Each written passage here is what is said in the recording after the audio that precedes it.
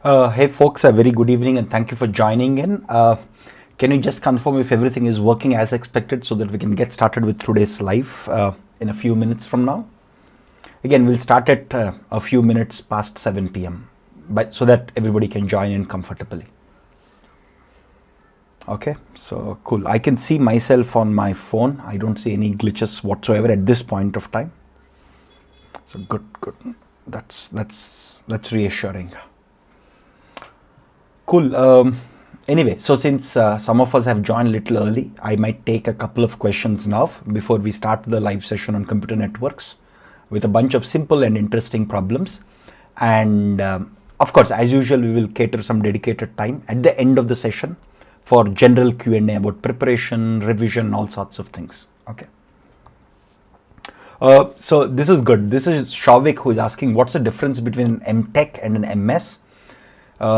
Again, it's not much, to be honest with you, because in many countries of the world, they don't have an MTech degree. They mostly have an MS degree, mostly in Europe and US, right? So even in India, some of the universities like IITs that offer an MS, there is very little difference, but you have to read the exact MS program details, because there are some MTech programs and also some MS programs which are considered research oriented.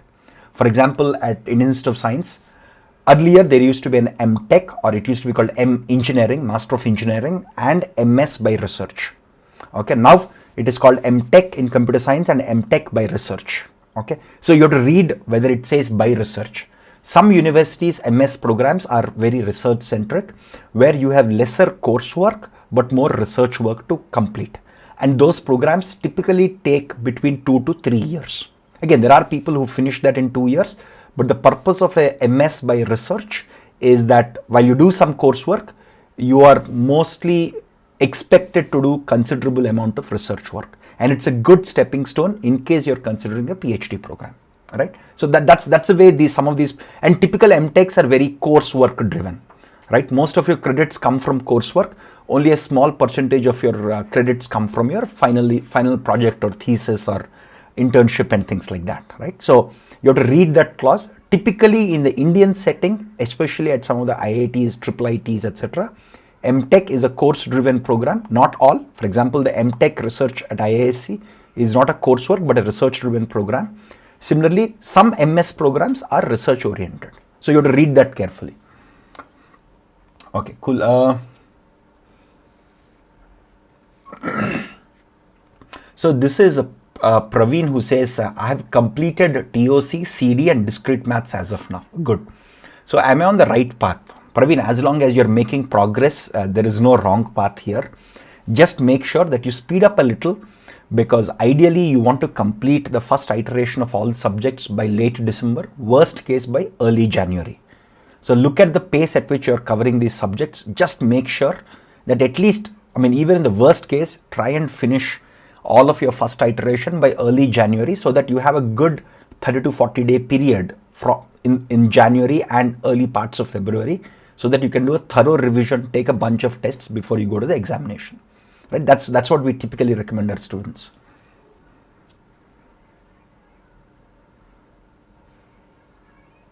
So Rishabh has a very nice question. I really wanted to answer this, which is, what do you have to say to students who are studying in peer pressure without caring about their mental health? Very nice question. Again, especially during the COVID period, when there is very little human interaction because of health concerns, the mental health problems have become severe in many parts of the world, including India. I'm happy you asked that question. First and foremost, it's something that we don't focus as much, especially in countries like India, China, South Korea, the Asians, because we're very competitive. Because of our populations and the competitive structure, it is very, very important that we take care of our basic health, both physical and mental.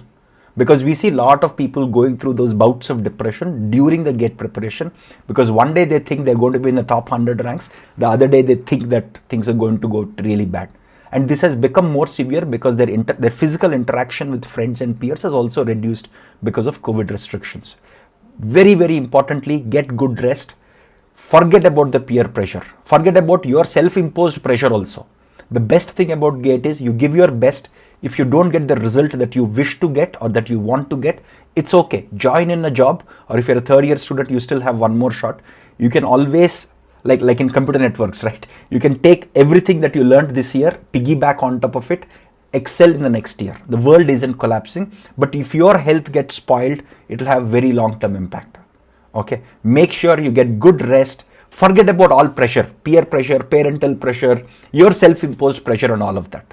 Okay, that's why we often recommend students not to quit their jobs, because that simply increases the amount of pressure that students go through, right? And again, one way to avoid this pressure is to enjoy the learning process, is to make sure that it's not just like a rat race that you're behind, because that's what I feel from my GATE preparation, that I really enjoyed it, because it was also a great way for me to learn and become a good problem solver in general.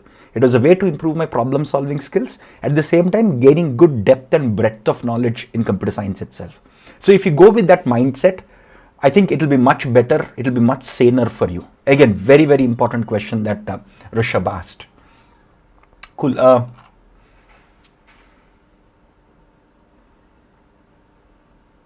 So this is from Shaurya. I'll take one more question and then let's go and solve the questions. Shaurya is saying, is GATE applied test series enough along with previous year questions? So Shaurya, I think if you solve these questions thoroughly, again, please understand, when I say solve, I don't mean you attempt a question, you don't get it, you see the solution. No, that's not what I mean by attempting or solving. You try to tackle a question. If you cannot solve it, give it one more attempt after a few hours. Give it a couple of attempts. Right? Think through that. Again, problem solving doesn't happen by seeing the solutions. You will never build problem solving ability. Right? So give it a couple of attempts. If you still can't solve, see the solution. Make sure you debug what mistake you have made.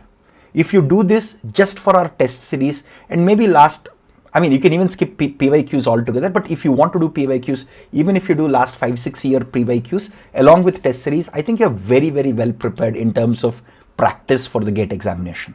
Right? So that's how we designed the test series also, keeping that in mind. Okay, so with that, let's get into the question and answers. Again, as usual, I'll spend about 20-30 minutes at the end of this session for general Q&A. Okay, cool. So let me start, let me shift it. Can everybody see the screen now? Can you just confirm that in the chat window, please? Is the screen visible?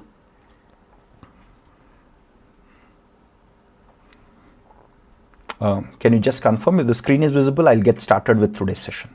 I can see the screen on my own phone. So yeah, so let's get started. Again, today is the first session of computer networks. We're going to talk about basic subnetting, supernetting. These are some of the easier concepts. They're easier also to score in the GATE setup, right? So mostly you'll see some easier questions today. So again, as we have multiple live sessions for computer networks, I think we have 4 live sessions. As the complexity of questions increase, we'll also go to more complex questions as we go. Typically supernetting, subnetting, simple questions, easy to crack. Okay, so let's get into it. Cool. Okay, so here is first question.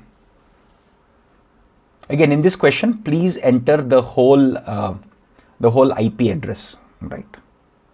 Again, I know you don't. This is not an NAT. This is like a fill in the blank.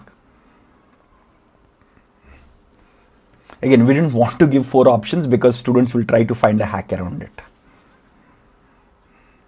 Again, please, as I promised you, we will always spend last 20-30 minutes in general Q&A. Right now, please focus on the questions. If you ask any general question now, we may not be able to answer because we want to focus on solving the problems now. Please enter the IP address. I understand it's not an NIT, it's a fill in the blank. This type of questions are not there in GATE, but we wanted you to work it out because giving the options will make it fairly simple.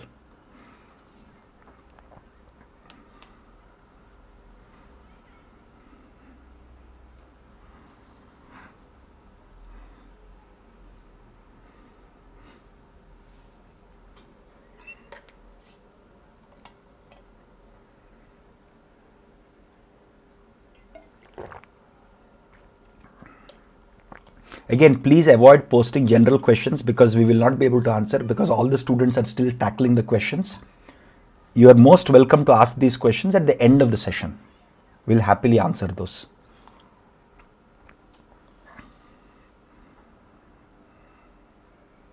Aditya, I've made a note of your questions, but we will get you there. There are no fill in the blanks. There are only NATs in gate, numerical answer type, where there will be just one numerical value that you fill. Here, as you know, this answer is not a numerical answer. You have to fill in like an IP address.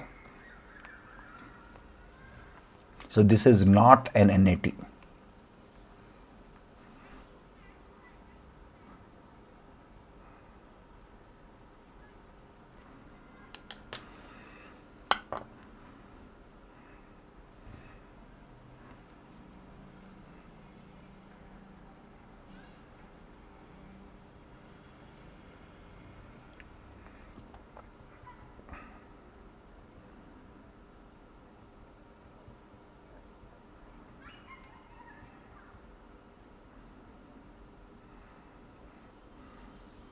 Again, as soon as a good chunk of you answer this question, I'll go ahead and answer it for you.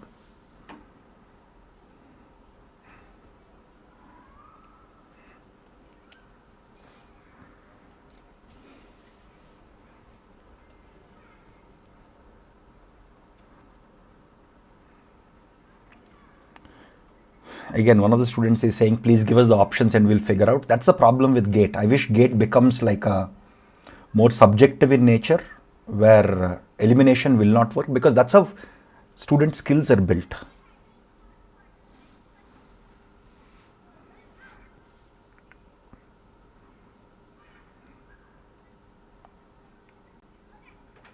That's why I'm strongly in favor of gate becoming like a more subjective with programming questions, probably more fill in the blanks like this, not just NATs. Because we see many students making more mistakes in NATs. So more mistakes in NATs than MSQs and then MCQs, because in MCQs you'll eliminate easily. In MSQs you can make it slightly tricky. NATs typically we see most errors. Again, the objective of gate is to measure how well you know a subject, right? It's not to test your elimination skills.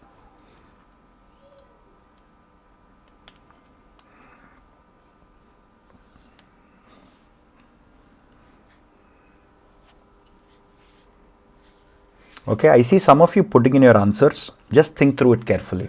Please always cross-check your answer. This is a simple problem, guys. This is by no means tricky or hard.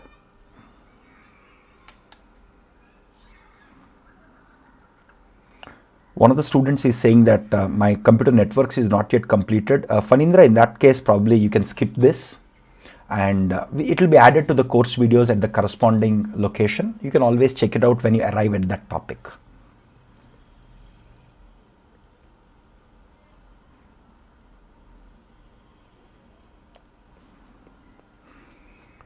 Again, can you please give the whole SuperNet address, including the network address and of course the mask itself, right? Like these are 3 subnetworks that you have, right? So please give a more, sorry, what am I writing?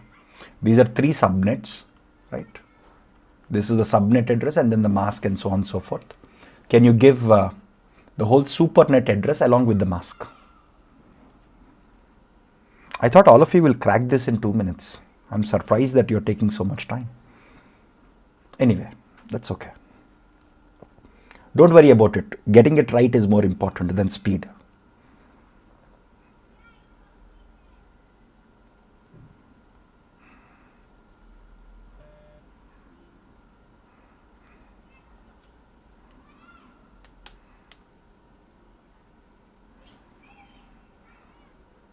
Again, we will not be able to entertain answers at this point for general questions. You can always ask them later. Anything related to this question, I'll happily answer.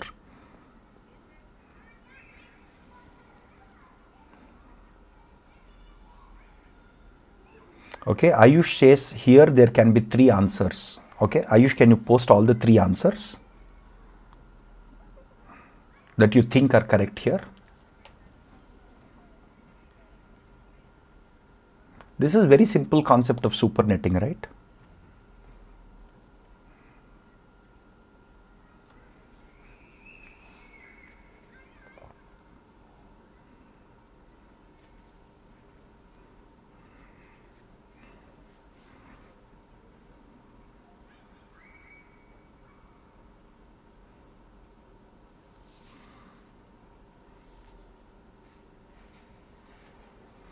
Okay, I see some of you putting in your answers. But please rethink them once. I'm sure if I've given if our team had given 4 options, more students would have answered this accurately.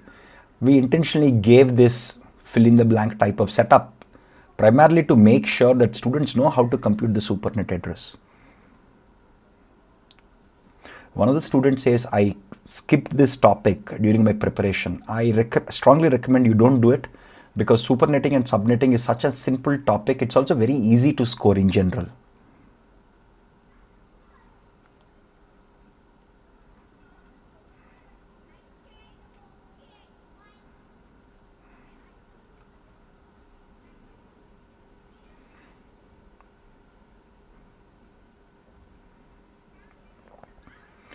Again, these 3 subnets can be combined into a super network. It will not be the most ideal way of doing supernetting, but you can still combine them. That's okay. Some of you are saying these are not contiguous addresses. That's okay. Imagine if you have these 3 subnetworks, you want to combine them into a supernet. I understand it's not the optimal way of doing it, but if you want to combine them, right, what will be the supernet address? They're not contiguous, I understand. But if you want to do it, how will you do it? I think some of you are saying they're not contiguous. Okay, so be it. What if they're not contiguous? Again, please give the whole supernet address. The address part, the network address part, and the mask part. Please give the whole thing.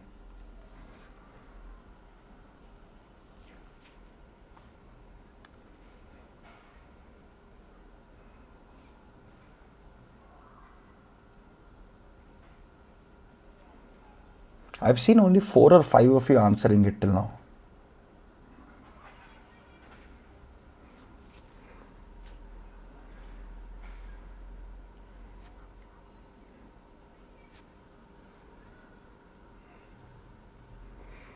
Good. Those of you who are taking the little few minutes extra time, they're getting it more correctly. Good, good, good. The process is very, very simple. Again, we have a video in the course videos called Supernetting where we solve similar problems. Where we describe why we need supernetting and things like that. And then we go into how do you create a simple supernet.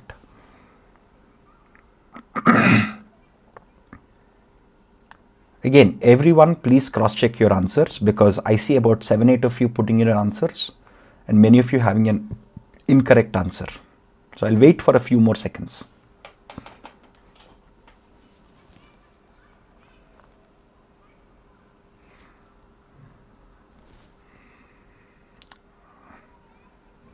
Actually, one of our mentors said that this question is medium hardness. I actually disagreed with him. I said, this is easy. Why are you saying it's medium? Now I realize, given the answers that students are putting in, now I realize why our mentors have said that it is medium. Of course, our mentors see far more questions from students than I do as an individual. Good, good, good. I see some of you correcting your answers also. I'm very happy about that. Okay, so let's go into the solution, right? So here if you see, this whole thing is common, right? So this thing is common, this thing is common. It's only in the 3rd octet that things are changing, right? So let's write down the 4th octet is also same. So we don't have to worry about the 4th octet. Let's look at the 3rd octet, right? The 68. 68 is, 68 is 64 plus 4, right? So yeah, this is 4, this is 64, okay? So this is the 68's 4 octet, right? What about 96? 96 will be 64 plus, this is 64, this is 2 power 6. So 64 and 32, right? So yeah, I'm just doing it more carefully. Yeah, so 0110 because I just want to make sure that I have not made a mistake when I am solving it, okay? So we have 80, 80 will be 64 plus 16, right? So these are the ones that you have. Now, when you're doing supernetting, what do? It's a very simple concept. You look at the bits which are common. If you see these 2 bits are common, right? These bits are not the same. So if you see these bits, they're not same. They're not same. But if you see the first 2 bits, they're one and the same, right? So when you're doing supernetting, you just group these, right? So what do you get? 192 doesn't change. 168 doesn't change. If you have 01 in the first 2 bits, this could be anything else. right? Because these values are not the same. These values are not the same if you observe, right? So 0, 1, so what I'll have is a 0, 1, 0, 0, 0, 0, 0, dot 0, right? Only these two bits will matter here. So what is 0, 1 now? So 0, 1 will correspond to 64, right? Because this is 64, this is 128. So it will be 192.168.64.0. And what will be the mask now? So we already have, okay, let's count the mask, right? Just to be clear here. So we have, 1 second. So the mask will be, so these are 16 bits here. There are 2 more bits here, so 18 bits. Simple. Done. So this will be the address of your supernet. That's it. Again, some of you who said these are not contiguous, yes, they are not contiguous. But there is no rule which says that non-contiguous addresses cannot be combined into a supernet. You can. Right? There's nothing that's stopping you from doing that. The example that we have shown in the course videos is where there is contiguous setup. But there are also problems where they're non-contiguous. Right? So they need not always be contiguous. And I'm happy that students who have taken a few minutes, who have thought through this carefully, got this correctly. All right? This is very, very important. Right? Cool. So very good. Okay, so let's go into the second question now. Again, most of you who have spent time, who have thought through, got it correctly. Okay, so that's why I said subnetting, supernetting is a very simple concept. Okay, so this is an MCQ.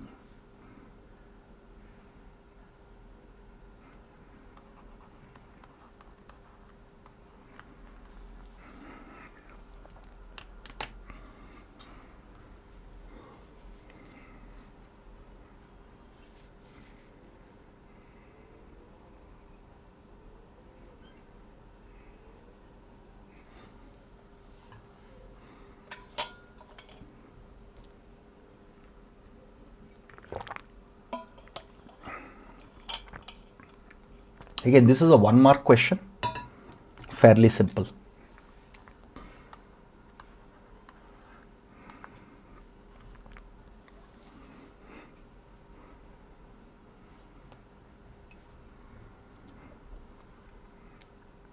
Lot of these concepts about subnetting, supernetting is just about bit manipulations, as long as you know the foundations behind the things.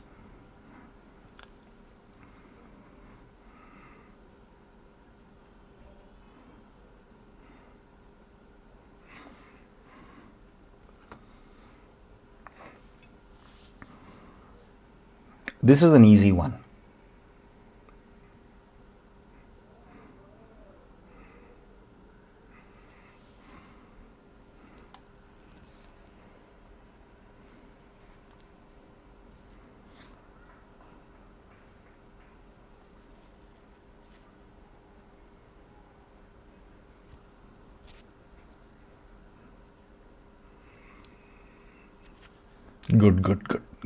Good to see many of you getting it right. Very good. Again, that's the reason you should not skip these simple topics like subnets and supernets, because there will be these easy questions which will trivially help you score. Again, given that many of you got it right, let me quickly go into the solution so that we can also focus on other questions. So in a directed broadcast like setup, right, what do you want? Your host address should be all ones. So let's start writing it from the left, right? So if you see 63 is basically 1 less than, so it will be 0, 1 second, 63, right? So if I put 1 here, it will become 64. Double 1, 4 ones, right? Because 2 power 0, 1, 2, 3, 4, 5, 6, 7, yeah. So this is 63. So dot, okay, there is some 210, 55, 93, all that stuff. That's cool, no problem with it. But the most important thing here is, if this is a directed broadcast address, right, we know that all the last bits should be ones, right?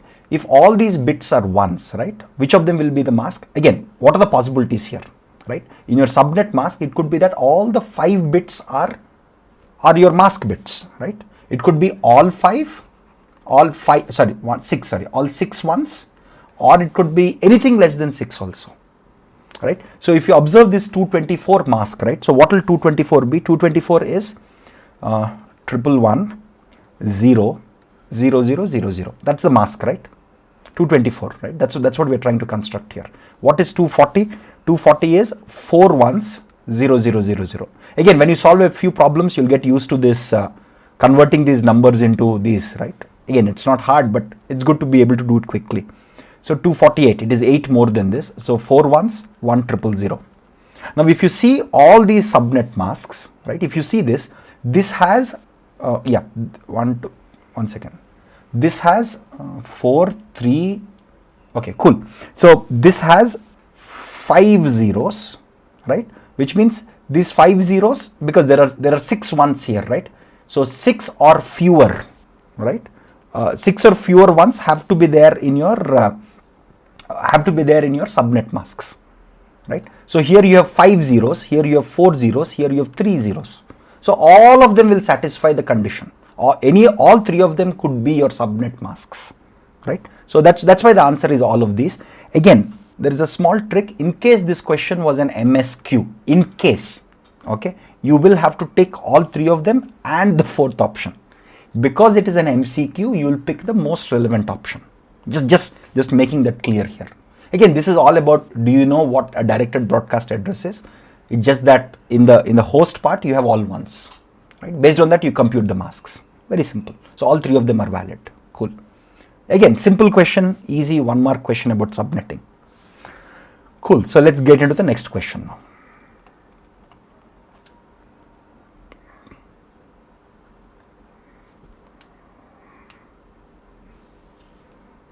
This is an MSQ. Okay.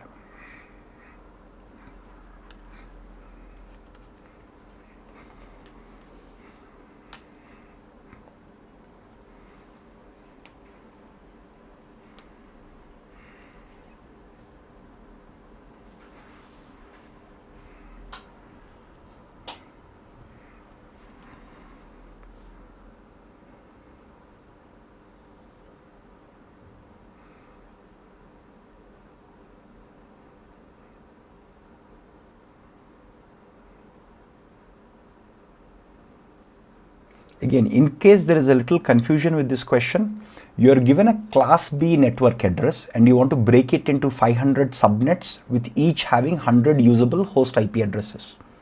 Okay, just wanted to make that clear in case there is that confusion.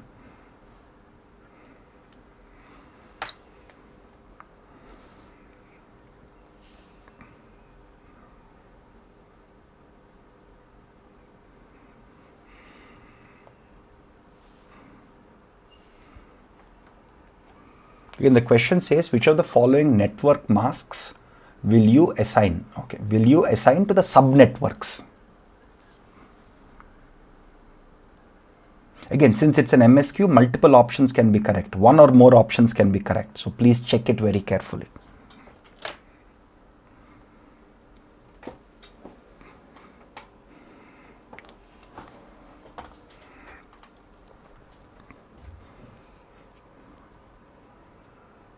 Slightly tricky, but it's easy actually.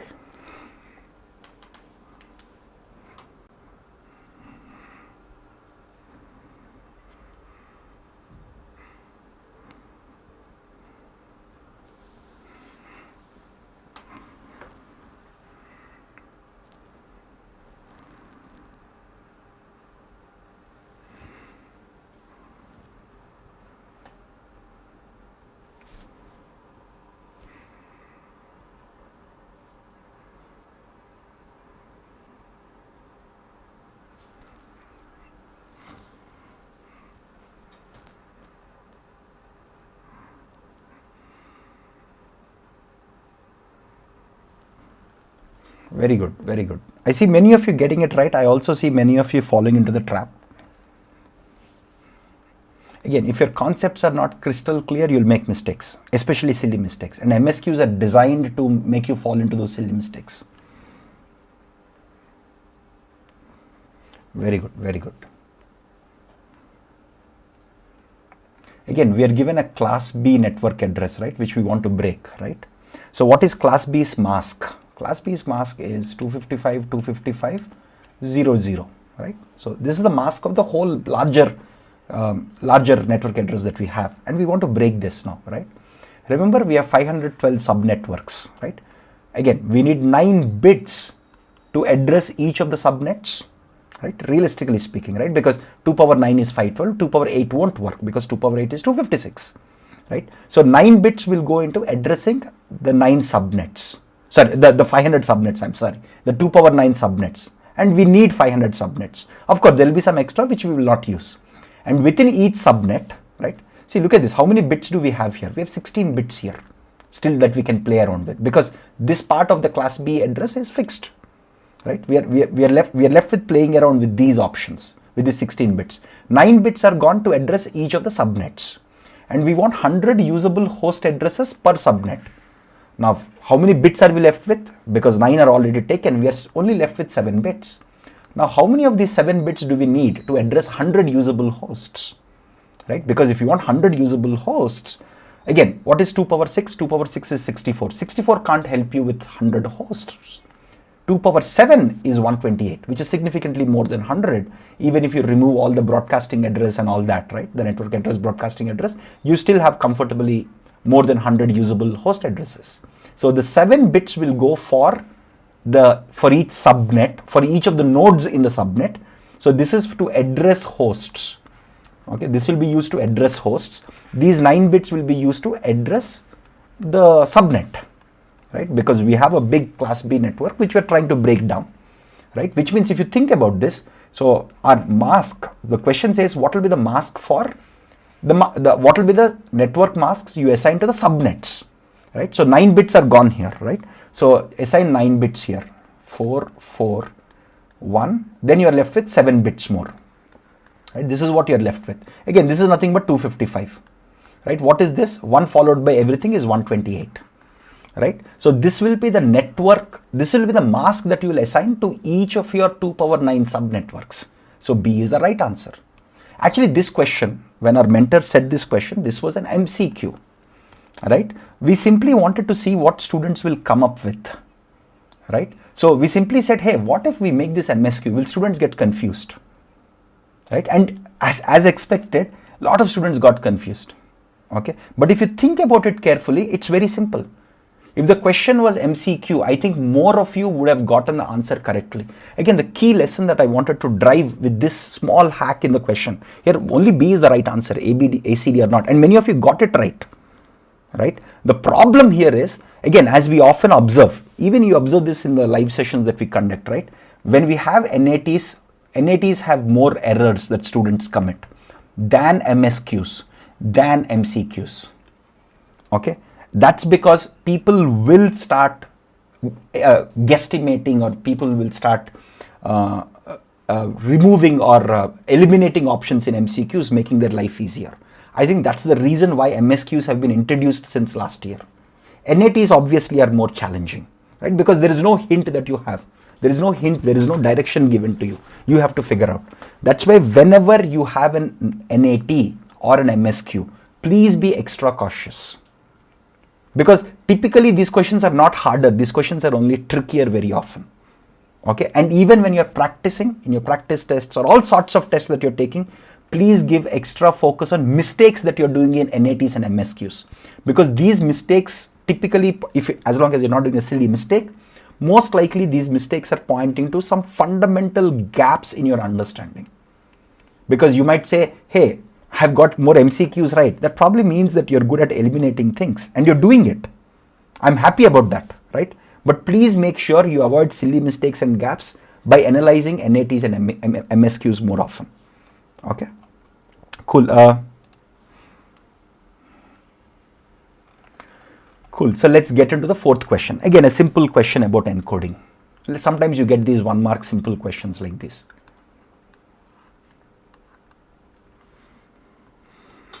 Again, since this is the first session in computer networks, we're going with easier questions. As always, we'll keep increasing the complexity of questions, the hardness of questions, the trickiness of questions as we go forward with other live sessions, 3-4 live sessions ahead of us. If nothing is mentioned, the question is MCQ by default, especially in our live sessions. In the examination, either you'll have check boxes or you'll have radio buttons. Right? If you can tick more than one option, that means it's an MSQ. I mean, if you're not sure of it, right? So radio buttons versus check boxes, right? You know that difference, I hope.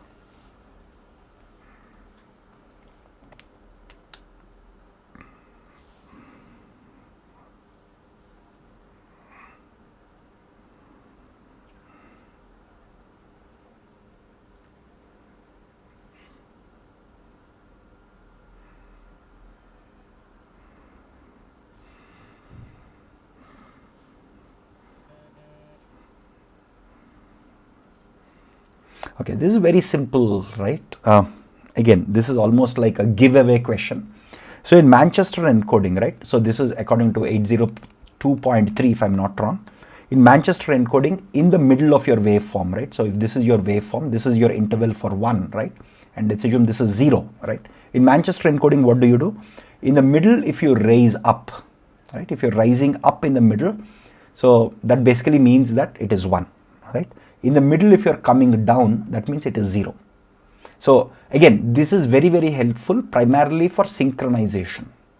Okay, so this is that's why Manchester and differential Manchester are more widely used in modern networks. Again, I'm not an expert in electronics and communication, but I see them being used more often in general. Okay, so Manchester, again, in the middle of this time interval, there is an up or a down, right?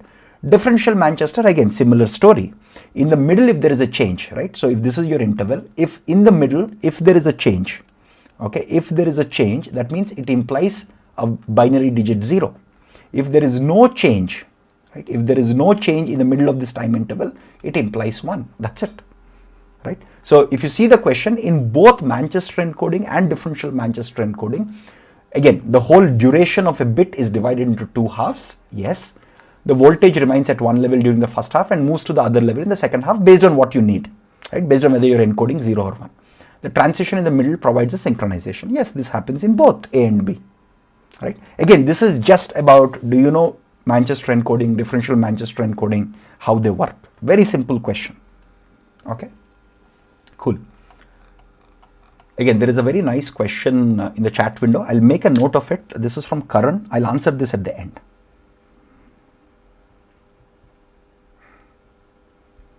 Let's solve the 5th question.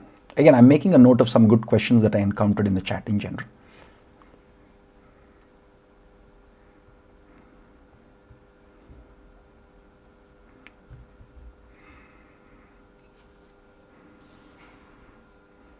This is simple. Okay, so this is the, okay, yeah.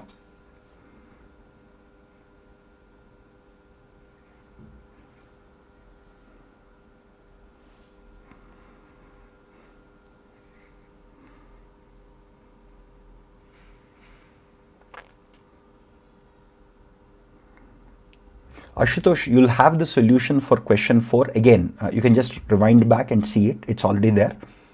It's a straightforward question. That's why I didn't spend so much time on it, because if you know Manchester encoding, differential Manchester encoding, it takes 10 seconds to answer that. This is also a simple type of question, typically like a 1-mark question in GATE. Actually, I personally don't like these types of questions, but you will encounter that. Again, most of you got this right. Again, this is a type of question where you have to know some specific, again, one of the problems that I have with computer networking in general, especially in the GATE context, I love the subject in general because it's so useful in distributed computing, etc. But especially in GATE context, there are some questions like this where you have to remember formats, packet types. There is so much to remember sometimes, right? Which I personally don't like, because I'm a type of guy who would like to derive things on the flow rather than remembering things. But here you have to remember it.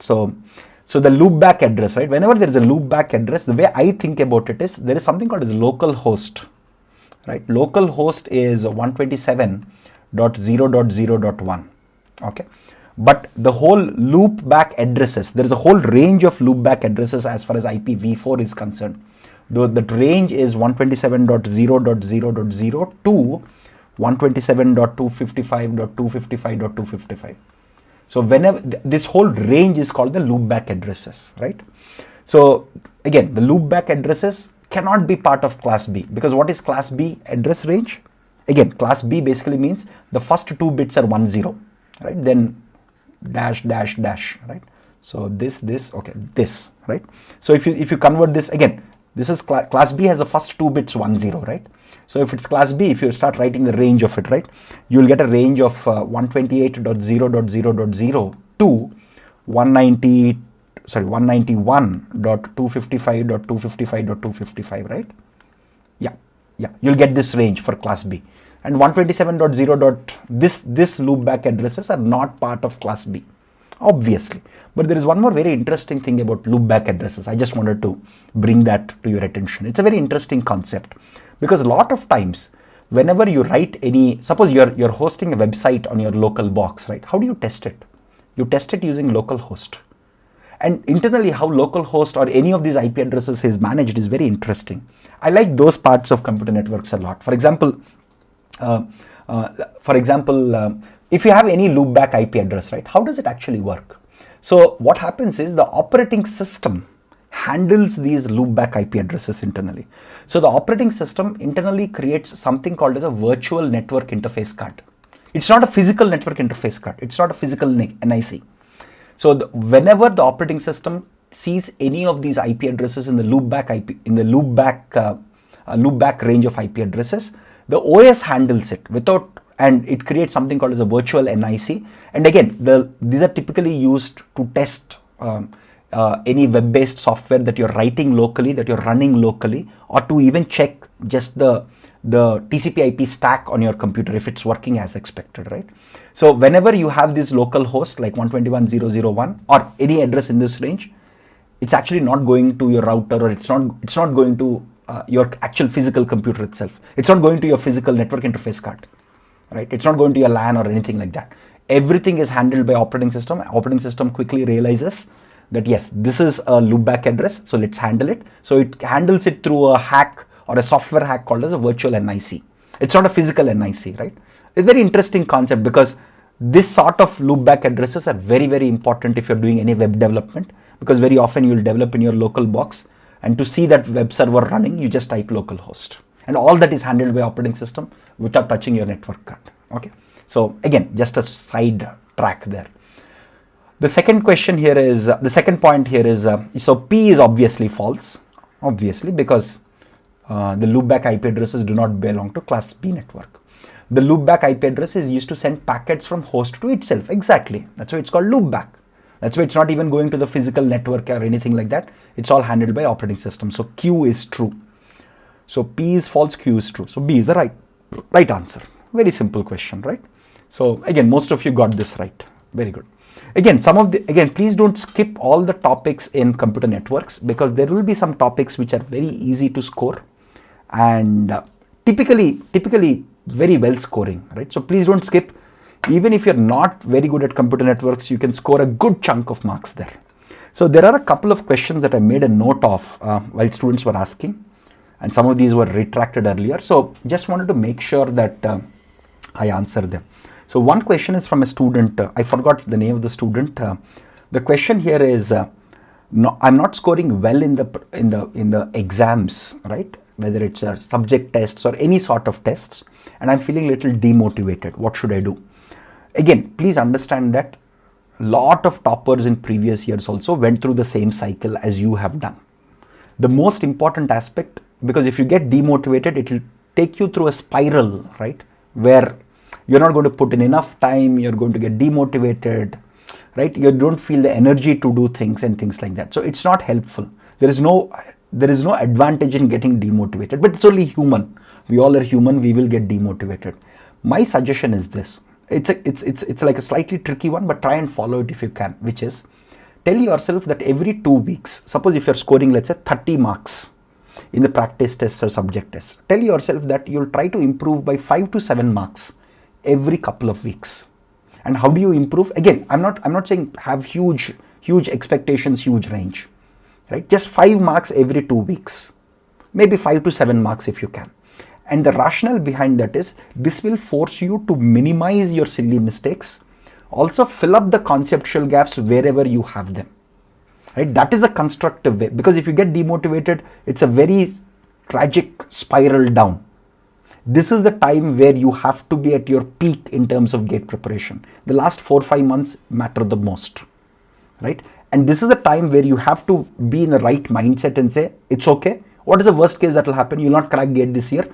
Piggyback on the learnings that you had this year, crack it next year. The world isn't collapsing, right? That's the way to look at it, number one. Number two, have these constructive targets of trying to improve by 5 to 7 marks every 2 weeks.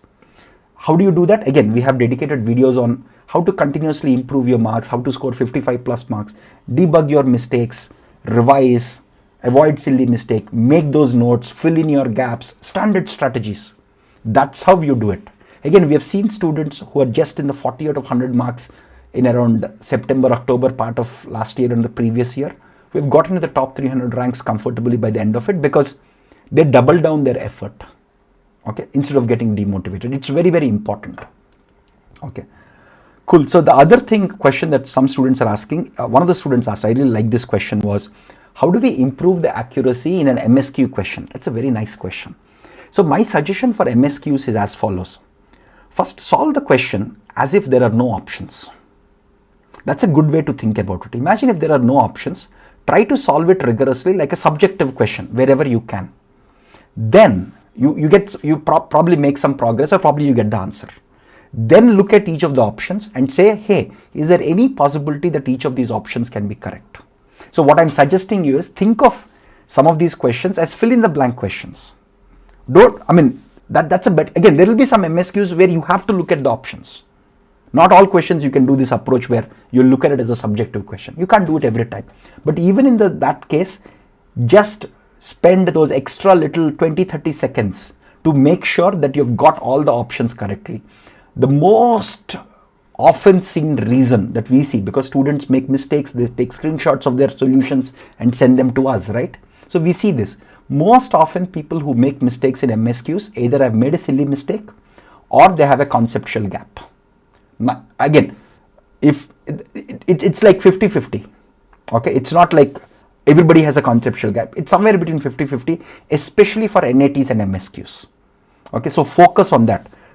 Use MSQs and NATs to make sure your conceptual clarity is good and to fill in the gaps. Okay, the only way to solve them is to treat them as a subjective question, or look at each options, spend those extra 20-30 seconds, because MSQs can be made very, very tricky. Okay, cool. So this is a nice question from Nerv who says, do you think GATE is getting trickier as a moving trend? Yes, especially from the last 3 years or so, we are seeing GATE not getting harder. It's not getting harder, by the way. It's only getting trickier. And I think it is the right direction. I also wish, because I've talked to some of the professors who are part of the GATE organizing committee and who are chairmen of computer science department at various universities and the top universities, obviously. And my suggestion to them, or in my discussions, I pointed out that you should have programming. Because at the end of the day, somebody who is a good programmer will become a good computer science engineer or a good computer science scientist.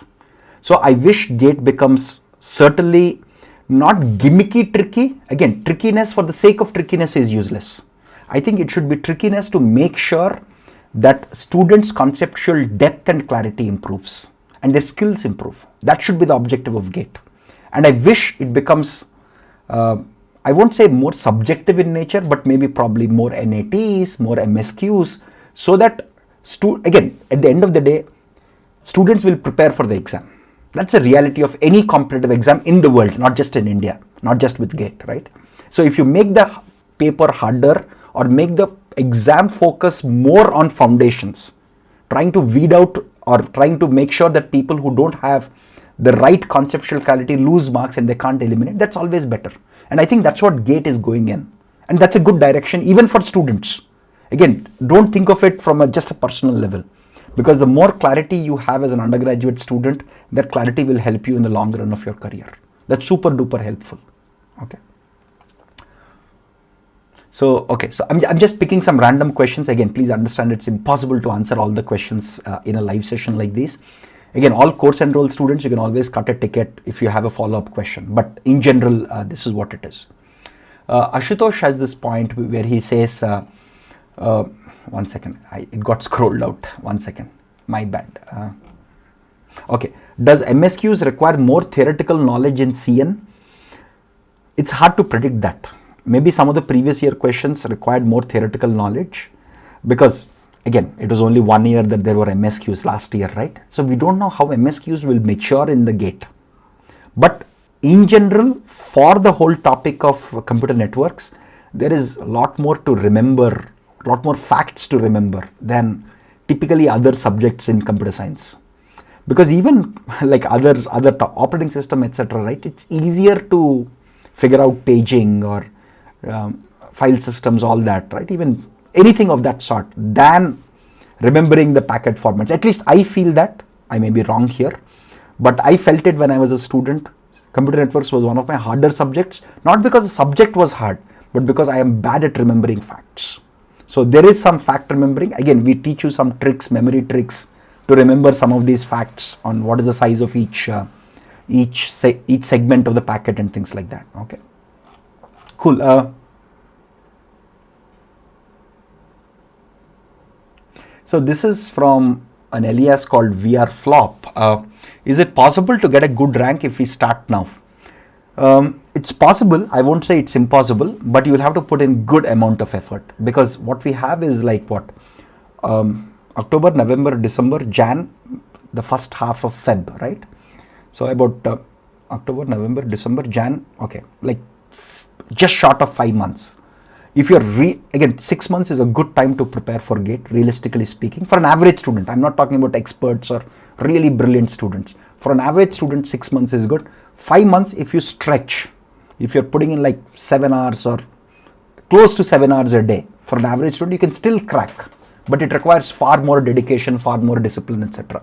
There was also a question that I saw, which is how do I put in more hours in GATE preparation? The strategy, I've discussed this in many live sessions earlier. This is a strategy that I follow, a lot of our mentors also follow, which is break your time into 90-minute chunks. 90 minutes, don't look at your phone, close your phone, work seriously. Get work done in 90 minutes, right? Take a break, have a cup of coffee, cup of chai, chat with your family, friends, whatever you want. Take a short break, come back again for a 90 minutes. These 90-minute chunks, if you're preparing for, let's say, 7 hours, right? Even if you can squeeze in 4 or 5 of them, that's like, you can get lot of work done. Whenever I have huge amount of work, I just simply sit in these 90-minute chunks and get it done. That's the most effective strategy. Again, you can't do 19 minutes again, 90 minutes and then 15-minute break again, 90. You can't do it. You'll get exhausted. So between, like, what I typically do is this. Again, everybody has different stamina, different aptitude, different levels of absorption and things like that. So what I do is this: 90, 15-minute break, 90, 30-minute break. Again, 90, 15-minute break. Again, if I get super exhausted, I go sleep for an hour. Okay, and then wake up again, 90. I keep trying to squeeze in as many 90s as possible when I have to get very serious work done.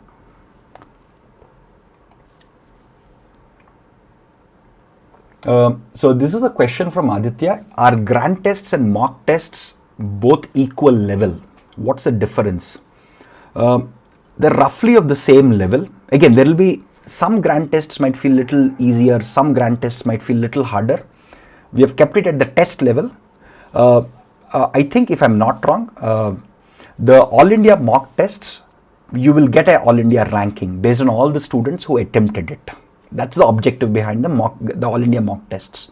The grant tests, mock tests, there will be some easy, there will be some harder ones. We wanted to give a mix, primarily because we don't know what is the hardness of the exam paper that you will encounter. If there are multiple sets this year also, like last year, because of COVID restrictions, you might have 2 or maybe even 3 sets, and one set may be slightly trickier than the other, right? We want you to prepare for all those eventualities. So there will be some easier grant tests, some harder grant tests, some easier mock tests, some harder mock tests, because we want you to get in sync with all these possibilities.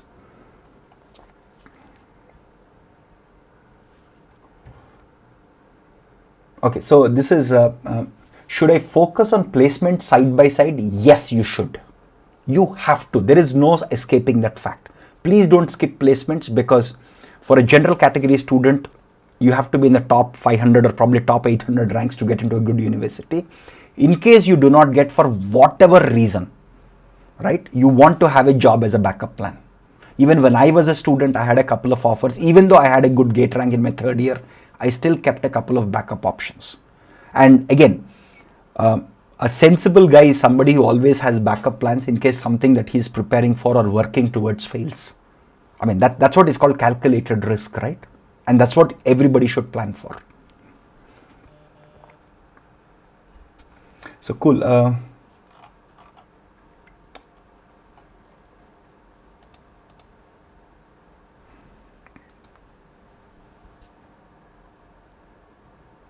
Okay, so 1 second. So this is a very nice question. Important. Aman asked this question. I've been preparing subjects but not giving the test. I want to complete the syllabus in October and give the exam. Is it okay? Again, Aman, if I recall, if you're repeating the gate preparation, because I remember seeing this name last year, maybe it's the same name because Aman is a very common name in some parts of India.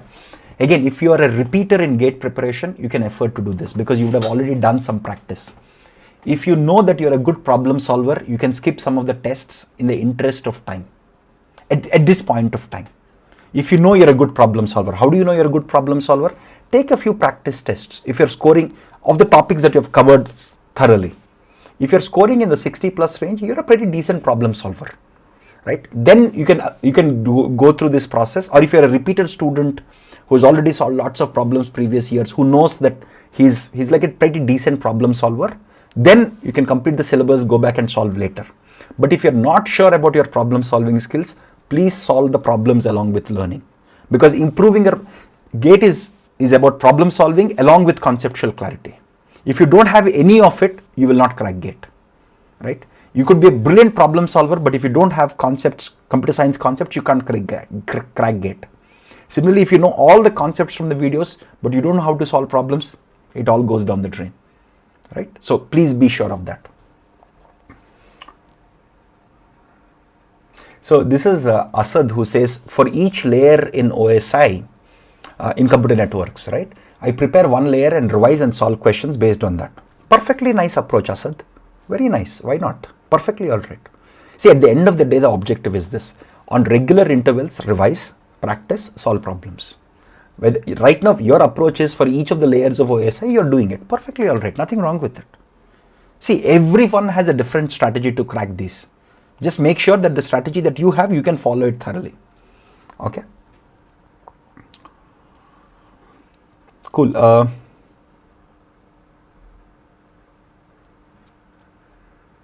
So Anirudh has this question, which is how to think from first principles while watching videos so that I don't forget the basics and we can derive the concepts. Again, Anirudh, this is typically the first time around, right? When you're learning a concept, because you don't know the concept, you might not be able to derive it on your own from first principles unless you're very, very smart and very brilliant, first and foremost. So while watching the videos, look at how each of the concepts was arrived at. A lot of our videos, right? We try to do that process wherein we say, hey, let's try to work out everything from first principles, right? Why did this even come into existence? Why did designers who created computer networks got this in place, right?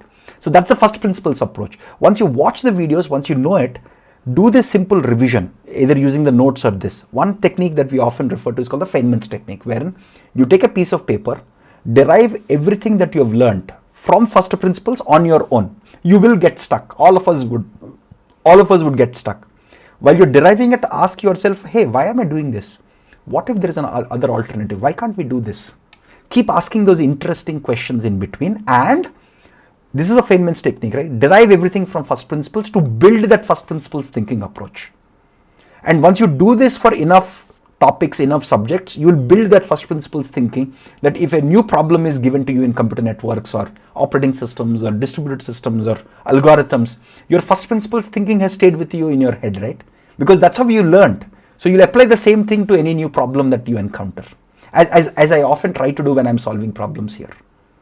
I know that, for example, I know class B network addresses start with 10, because how do you differentiate class A and class B? It's simple logic, right? So this has to be unique. The first few bits have to be unique. That's how the classes were designed to start with, right? This first principles idea sits in my head. It stays with me, right? And that's an approach that I have taken. Again, different people have different approaches, and you can think about one that works for you. So Anubhav says, while learning from the lectures, I'm taking so much time writing notes. And I'm following the 90-minute chunk idea. Perfect. Skip writing the notes if you don't have time. Just take the notes that we provide online, publicly available to everyone. Just annotate on top of it. Don't write detailed notes. Again, a lot of students make this mistake, that they watch the video, they don't look at it like a live lecture. They pause the video, they start writing notes. In an actual classroom, do you get to do that? A professor is teaching. Imagine there is a professor or a lecturer teaching you. Lecturer is teaching and you write live notes, right? That is the approach to take. Just because you can pause, don't just pause and waste time writing notes. Because I don't want you to spend too much time writing notes. It should be live writing the way you would in a real classroom setup. Or take the notes that we have, print it out in the live lecture, just keep making annotations. That's it, problem solved. That's why we give you the printed notes. Okay, cool.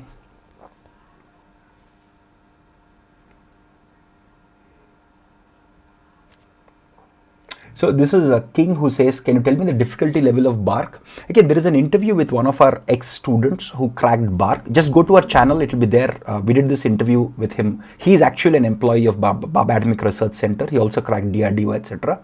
Please go through his video because he describes in a lot of detail on the examination format, what sort of stuff he encountered, what sort of stuff he struggled with and things like that. I think that will be a very first-hand experience because I have not written the Bark examination myself. But we have students of ours who have written it and it's their first-hand experience. Just go and check it out on our YouTube channel. Cool. Very nice question from Madhu. I am from metallurgy background and I'm writing CSC gate. Does MTech affect my placements? Not much. Of course, there is a small caveat there. Let me add that also. So at the end of the day, if you're cracking CSC gate, that means your foundations of computer science are strong. The only place where you'll be lacking as compared to a BTech or an undergraduate computer science student would be in programming. So as soon as you finish your GATE examination, the 3-4 months that you have before you join, solve hundreds of programming problems. That's it. Then you're actually going to be better than most CS guys because in the placements, people only care about, do you know the basics? Can you solve problems? That's it. Nobody cares about anything else. Even in the top, of course, the hardness of problems changes based on the company, right? But that's the core idea. As long as you can code as good as a CS guy, and as long as you have the problem solving skills comparable or even better than some CS guys, nothing matters.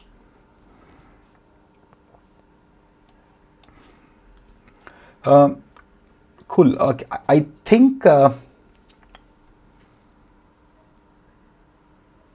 Okay, so this is from Aditya who says for placements, when a company is offering an offer letter, they're asking to start to work right away. With the GATE examination in February, how to take the decision? Aditya, there are two approaches that some of our previous students have done, which is they join and they try to balance the work, which is very doable given that a lot of working professionals prepare for GATE, number one. Number two is some companies, especially startups, are slightly more flexible. You can request them and say, hey, I want to join after a few months for so and so reasons, and some of them let you join after a few months. But even if the company that you're joining is a large company that doesn't want to make exceptions, just join, it's okay. Your GATE preparation, you just have to make sure that you're balancing both. So the moment you become a working professional, you have to dedicate maybe a couple of hours in the morning, couple of hours in the night, or few hours before your work starts on GATE prep. That is the key. As a student, you had a lot of leverage and time and advantage on your side. As a working professional, you have to compensate for it. And we've seen working professionals who joined, last year was still like COVID peak waves, right? People who joined in the middle of like in September, October, who joined companies and still balanced it through and got in the top 100 ranks. There are some such interviews of our toppers last year in the top 100 ranks. Please check them out. Okay, it's very doable, very, very doable. So Aditya, if you get into, again, I think I get the question now. If you get into a company and if you crack GATE, you can always quit. No company, we're not in a bonded labor market. You just quit. You say, I'm going to quit. What will they do? If you get a GATE rank, they also know that the repercussions and things will be bad for them. And you can always quit your company. Nobody's going to stop you from that. Nayak says, after completing DLD, shall I go for COA? You can, there is nothing wrong with it. It's a natural progression, but COA typically, from students' perspective, students typically feel that COA is a little harder. And also it's slightly harder to score marks, especially from students' experiences. That's why in our sequence of subjects, we have CN and COA at the end. Again, this is not our bias. If you give me the choice, I'll put COA very high because I love the subject and I score very well in COA when I solve problems. CN, I would probably put it probably low, because I can't remember facts. Okay, so but this ordering was created based on student experiences and based on almost last 10-15 years of GATE question papers. So it might be better to put COA preparation little later. Okay. Okay, folks, sounds good. I think we'll wrap it up with that. And thank you very much for taking part in today's session. All the course enrolled students, please join our Air Meet group on Friday when we'll have our next session. Okay, thank you very much. For all the general students on YouTube, we'll see you on the coming Tuesday. All the best.